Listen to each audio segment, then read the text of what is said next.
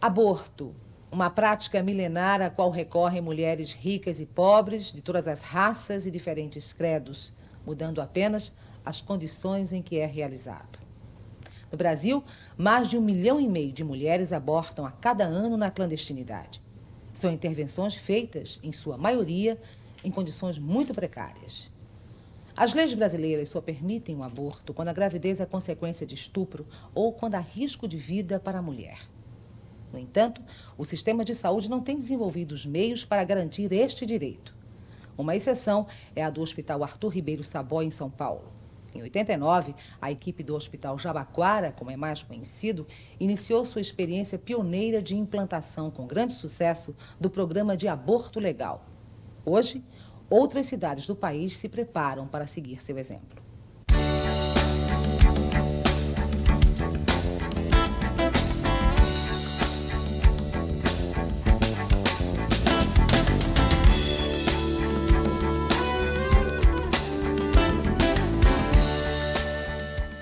Diferentes povos com diferentes culturas lidam com a questão do aborto à sua maneira. Nos países fundamentalistas como Irã e Argélia, onde as crenças religiosas interferem no governo e nas leis do povo, ele é radicalmente proibido. Em países como a Itália, França e Estados Unidos, a legalização do aborto foi resultado de conquistas democráticas. Na prática, a legalização não quer dizer aumento do número de casos. Na Inglaterra, por exemplo, o aborto é legal desde 1967 e a taxa de abortamento é 5 vezes menor do que no Brasil, onde ele é proibido. As mulheres que decidem por interromper essa gravidez tornam-se clandestinas da sociedade. O Estado está contra, a sociedade é contra, a igreja é contra, né? A lei é contra. Então elas procuram os mais diversos métodos, desde automutilações com agulhas de tricô, sondas, remédios que provocam, chás, banhos, e causam sequelas gravíssimas, né, com uma taxa de mortalidade materna altíssima. O último relatório, por exemplo, do Comitê Central de Mortalidade Materna do município de São Paulo, coloca as complicações de aborto como a segunda causa de óbito materno na cidade de São Paulo. Então é uma questão de saúde pública, é uma questão gravíssima, que nós não podemos tapar os olhos a essa realidade, né?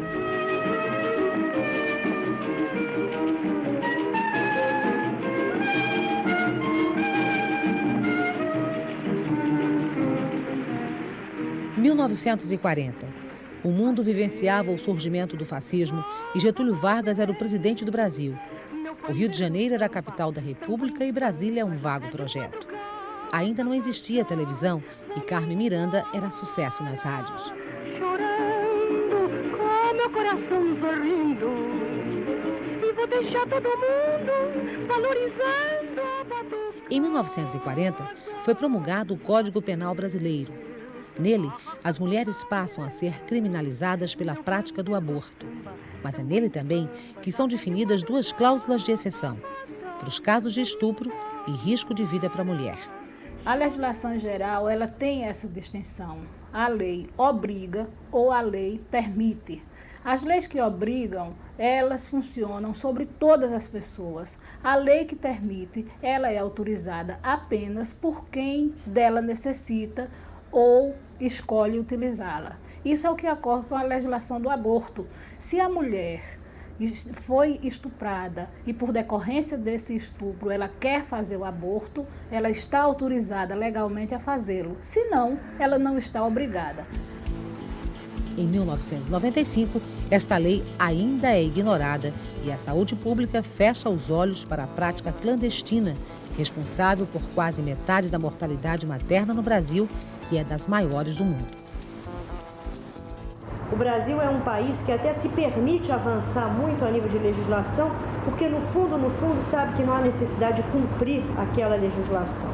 Então eu acho que nós temos aí uma combinação perversa de impunidade e desigualdade, a qual nós devemos juntar uma terceira. O terceiro fator é a desigualdade de gêneros, ou seja, é o papel secundário da mulher, a valorização menor do feminino na nossa sociedade. Eu quero apenas apontar para, digamos assim, o acúmulo de desigualdades que vão em grande parte, explicar o fato de que uma mulher vítima de estupro ainda hoje não possa caminhar com dignidade, entrar de cabeça erguida num hospital público e ter acesso a um atendimento rápido e seguro. O foco central das argumentações a favor do aborto é que o Estado não deve estar regido pelas orientações religiosas e que esta é uma decisão de foro íntimo, tomada de acordo com a consciência de cada pessoa. No Congresso Nacional, entretanto, posições conservadoras tentam retomar o princípio religioso como norteador das leis. O mandamento da lei de Deus diz, um dos mandamentos, não matarás. Então, um cristão não pode, de maneira alguma, compactuar, nem pactuar com a morte. Portanto, acho que só quem tem direito de tirar a nossa vida é Deus. E por esse princípio é que eu me norteio e irei defender, dentro dos princípios cristãos, a formação de que aqueles que defendem a vida está prestando contas a Deus. Que haja uma concepção filosófica e religiosa, a gente respeita. Não se trata de discutir, ninguém pode discutir se faz ou não faz o aborto. Esse debate não existe. O que temos que discutir é que a legislação não pode impor uma única visão sobre esse problema e nem pode penalizar a mulher duplamente. Penaliza a mulher pelo manto ideológico e penaliza a mulher por não oferecer condições adequadas para a realização dessa cirurgia. Eu acho que esse Congresso tem que legislar para os católicos, para os protestantes, para os budistas, para os ateus, para todo mundo. Então nós não podemos pegar uma concepção e determinar a lei a partir dela e permitir que a legislação possa atender ao conjunto das visões e que a religião defina a sua posição pessoal. No seu faro íntimo, se a sua visão é essa, não faça o aborto mesmo sendo necessário. Mas se isso for necessário ou for uma necessidade premente dentro de um momento da sua vida, você tem que ter esta possibilidade sem o risco de morrer. Eu acho que se as mulheres dos senadores, dos deputados, dos juízes, enfim, das pessoas nesse país encarregadas de elaborarem as leis e fazerem cumprir as políticas públicas, e se as mulheres, digamos assim, dos estratos socioeconômicos mais elevados não tivessem acesso ao aborto clandestino no Brasil, essa questão já teria sido discutida há muito mais tempo a nível de Congresso e a nível de, digamos assim, Poder Executivo, a nível de saúde pública. A ameaça constante de violência sexual é parte da vida das brasileiras. O perigo para as mulheres está nas ruas, nas esquinas das grandes cidades, mas está principalmente nas casas, entre a própria família. Então eu comecei a ver o seio dela crescer e ela ficar pedindo comida, né? Eu falei, pronto, essa menina tá grávida, né? Porque eu falei, mas delegada, eu não vou querer, porque eu trabalho, eu já tenho que cuidar dela, ainda cuidar mais de um filho dela, né? Que foi de um estrupador, eu não vou querer. As pessoas têm medo, porque você denuncia um sujeito desse, depois ele não é preso. Então o que acontece? Depois ele vem e faz o pior, entendeu? É o que aconteceu com ela. Eu fiquei com medo de agir, porque depois ele poderia ser solto, ter escapado como escapou, e depois vir matar ela. Muitas vezes a própria vítima, ela registra a ocorrência e depois ela não quer mais. Ela não quer mais, ela acha que vai ser muito traumatizante. Outras vezes ela não tem condições de reconhecer, porque às vezes é à noite e ela fica muito nervosa, apavorada, não tem condições de reconhecimento. Então depende muito da vítima também para essas pessoas serem punidas. Muitas não registram a ocorrência e algumas, quando registram, após não querem mais o prosseguimento. Normalmente a pena mínima é 6 anos, mas tem agravantes, tem outros fatos que no cômputo geral da pena vai ser analisado caso a caso. O grande problema é que quando ocorre um crime de estupro, o homem não vai ser questionado. Quem vai ser questionado é a vítima, né? Ela vai ser questionada pela hora que ela saiu de casa, pelo batom muito vermelho que ela usava, pelo corte de cabelo. Então se cria assim o estereotipo, né, de que a mulher provocou o homem ou que a mulher foi estuprada porque pediu para ser estuprada. O movimento de mulheres denuncia a impunidade desta violência desde o final dos anos 70. Sua luta fez surgir delegacias especializadas da mulher, que se multiplicam pelas principais cidades do país. Hoje, estas delegacias, além de serem para as mulheres um lugar diferente, onde são melhor ouvidas, já têm um reconhecimento do sistema policial como uma iniciativa necessária. O movimento de mulheres tem tido um papel fundamental na desconstrução, na punição e na transformação desse quadro. Então, o que é que acontece? Num primeiro momento, o movimento de mulheres rompe com o silêncio sobre essa violência. Então, o movimento inicia denunciando isso, né? Rompendo com esse silêncio, inclusive com um belíssimo slogan que tem sempre que ser retomado e reatualizado, é que o silêncio é cúmplice da violência. O movimento de mulheres diversificou sua ação. Existe hoje em Brasília uma entidade especializada no acompanhamento dos trabalhos no Congresso Nacional. O CEFEMEA atua como uma central de informações e de assessoria junto aos deputados e senadores. Bom, o trabalho do CEFEMEA fundamentalmente dirige-se ao Congresso Nacional e às organizações de mulheres. Nosso objetivo é a igualdade de direitos entre homens e mulheres e, para isso, procuramos facilitar as articulações do movimento de mulheres ao nível nacional na conquista dos seus direitos e procuramos assessorar os parlamentares dentro do Congresso Nacional nas questões relativas aos direitos da mulher. É essa força contra a violência e pela cidadania das mulheres que move a luta pela implantação do aborto legal na rede pública de saúde.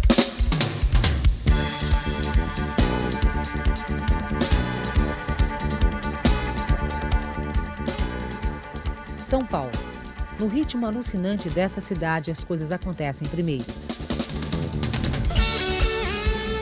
Sob a pressão do mundo urbano, as pessoas descobrem que é preciso criar regras para se viver melhor. Regras que exigem enxergar os direitos de cada pessoa. Regras que só são cumpridas quando existe vontade política. Foi assim com o programa do aborto legal. Em 1989, após 50 anos de espera, a administração de Luiz Erundina criou o primeiro serviço de atendimento ao aborto legal.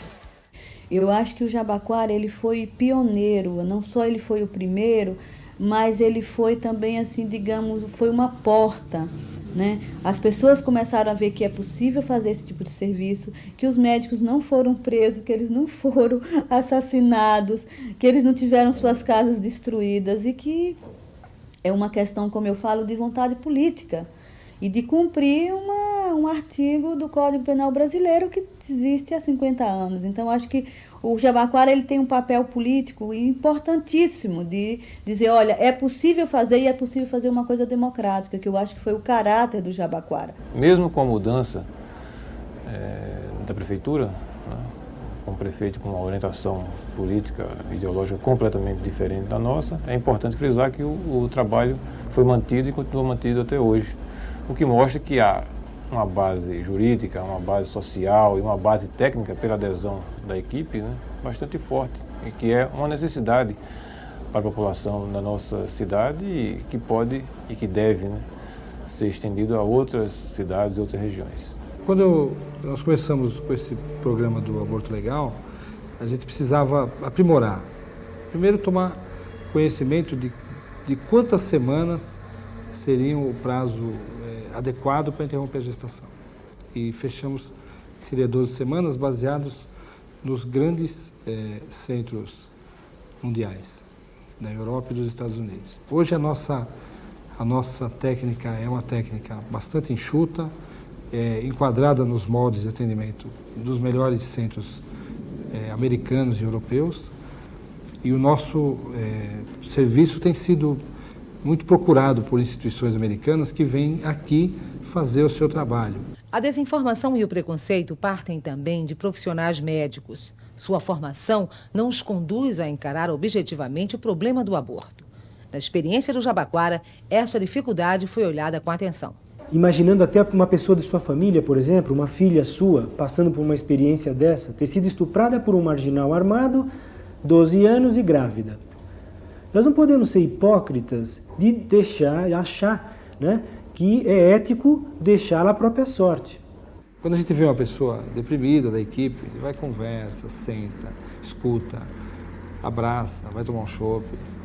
quando a gente passou por momentos difíceis no começo do programa, por exemplo, quando eu ia interromper as gestações, eu ia conversar com a psicóloga e falava, meu Deus, eu não aprendi isso na faculdade, eu aprendi que eu tenho que salvar vidas, eu não aprendi a lidar com o aborto. E a psicóloga segurava a minha barra. O médico, antes de tudo, ele é um cidadão. Então, como cidadão, ele não pode se afastar dos problemas que a sociedade em que ele vive. A nossa formação médica realmente é uma formação de comodidade, de uma postura mais cômoda, uma postura de ficar um pouco calado, fechar um pouco os olhos para os problemas sociais e passar muito mais a exercer um ato mais curativo. Quando, na verdade, a nossa compreensão da medicina, a nossa compreensão de saúde é que o conceito de saúde transcende o hospital, transcende a residência. Ele é um conceito muito mais amplo, muito mais abrangente. Se eu fosse hoje um dirigente de escola, de ensino, eu faria constar, uma das principais coisas é o debate sobre aborto. Não o médico, entre o médico, mas o médico junto com a sociedade ali, com estudantes, com funcionários da escola que ele trabalha, e discutir amplamente o aborto. O aborto é uma questão multiprofissional, não é só médico.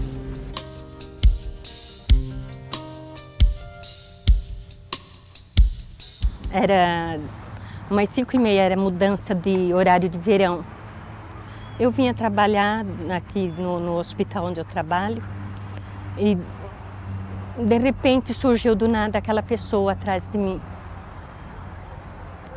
E chegou falando que seria um assalto. Na hora eu achei que seria só um assalto. Depois ele me levou para um matagal. Chegando lá ele me violentou, me bateu. Só me deixou, eu acredito, viva por uma bênção de Deus. Na medida que você atende uma mulher que foi estuprada e você consegue trabalhar essa questão da angústia, do estresse que ela chega, né? Dessa coisa que, no meu ponto de vista, é um dos piores crimes que existem contra as mulheres, né? A questão da violência. E quando você consegue dar esse atendimento, né? Fazer alguma coisa em relação às mulheres. De repente, uma gravidez, que eu não chamo ela de gravidez. Eu não fiquei grávida. Porque eu acredito assim, a gravidez se faz com amor, com carinho, se dá o corpo para aquela outra pessoa, não com violência, na frente de um revólver. É claro que o ideal seria se não houvesse a violência sexual, se as mulheres não precisassem de um programa de aborto legal. Isso seria o ideal. Mas já que ele existe, a gente tenta trabalhar essa questão dessa forma. Quando eu apareci aqui, eu estava morta. E hoje, como eu costumo falar, aqui nesse local, nesse hospital, eu encontrei a minha vida e os meus anjos de branco, que eu costumo falar, que são a equipe do aborto legal. Eu gostaria muito que outros hospitais, que fosse assim, rotina, que esse atendimento fizesse parte das rotinas de hospitais, né? Que uma mulher estuprada e que engravida desse estupro e que não pretende ter essa gravidez, que ela tenha a sua opção e que seja fácil para ela, de fácil acesso. Para ser atendida no Jabaquara, a mulher precisa cumprir alguns requisitos. Antes de mais nada, ela deve estar segura de sua decisão. A intervenção só será feita até no máximo 12 semanas de gravidez. Para os casos de risco de vida, basta a recomendação médica. Para os casos de estupro, é preciso ter em mãos o registro da queixa na delegacia e, se possível, o laudo do IML. No hospital, a mulher é encaminhada à psicóloga, ao serviço social e seu caso será examinado por toda a equipe, que conclui o trabalho no prazo máximo de 7 dias.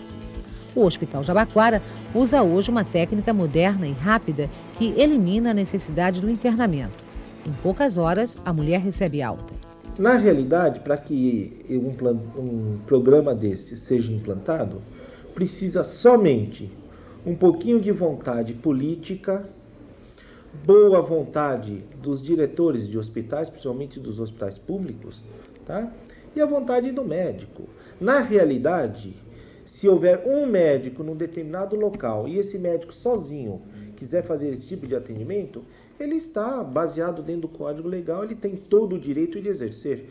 Basta que as pacientes cheguem até ele e esse médico, até sozinho, poderá fazer um programa desse tipo. Agora, é óbvio que se houver condições de fazer um programa multidisciplinar, multiprofissional, a coisa fica melhor estruturada.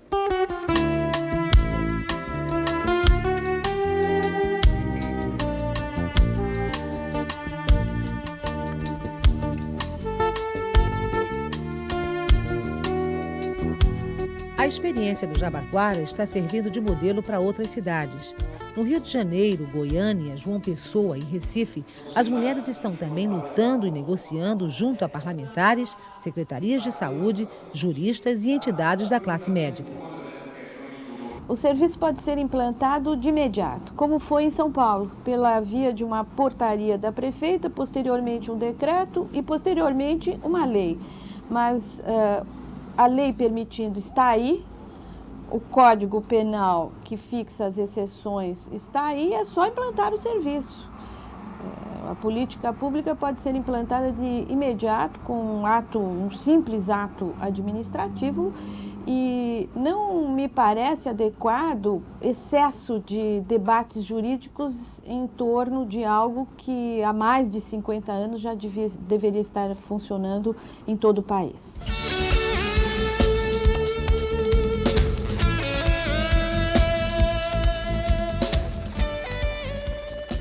No Recife, o processo de implantação do programa está avançado. O secretário municipal de saúde já se comprometeu com a proposta. O serviço de aborto legal vai funcionar no Centro Educacional Amaury de Medeiros, vinculado à Universidade de Pernambuco. O CISAM, como é conhecido, funciona como hospital-escola e dispõe de infraestrutura e da equipe multiprofissional necessária. O Centro Integrado de Saúde Amaury de Medeiros, ele vem há 3 anos desenvolvendo um trabalho junto com o SOS Corpo, no sentido de sensibilizar os profissionais de saúde de nível médio superior e elementar para a questão do atendimento à mulher da sua forma mais integral. Esse grupo ele é constituído de enfermeiros, psicólogo, médico, toxicologista, assistente social. Esse programa chega ao Recife para minimizar um grave problema.